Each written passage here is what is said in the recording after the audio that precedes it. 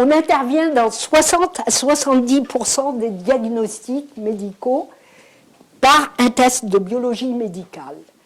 Et ces tests ont un impact déterminant sur la qualité du parcours de soins, puisqu'en fait, on détecte rapidement, à un stade très précoce, même avant l'apparition des symptômes, et vous allez le voir avec un cas que je vais vous montrer, et on détermine beaucoup plus tôt le risque pour le malade.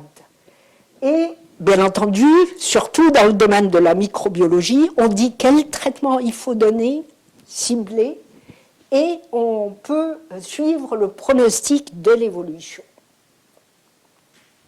Donc c'est une place clé du biologiste dans l'alerte du clinicien, dans l'alerte de l'hygiéniste à l'intérieur des établissements, et pour l'identification des suspicions et pour confirmer. Et bien entendu, un rôle dans l'accompagnement de la gestion, puisqu'on assure la liaison avec le CNR, et le CNR doit assurer le phénotypage et le génotypage. Et un rôle dans le conseil pour l'interprétation de l'antibiogramme dont vous avez besoin.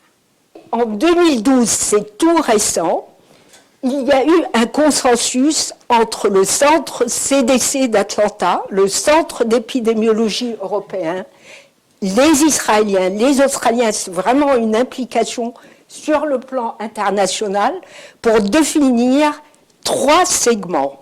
D'abord, les bactéries multirésistantes, en disant, je dis, c'est une bactérie multirésistante, quand j'en ai une qui est résistante à 2 familles d'antibiotiques. Hautement résistante quand j'ai une résistance à 3, voire plus, de familles d'antibiotiques. Et dans l'angoisse existentielle généralisée, ils ont créé même un concept nouveau qui est celui des bactéries pan-résistantes qui seraient, au conditionnel, résistantes à tous les antibiotiques. La définition, donc en France, consensuellement, on a admis que le staphylococcus résistant à la méticilline, qu'on appelle encore SARM, fait partie des BMR, que les entérobactéries qui produisent des bêta-lactamases font partie des BMR.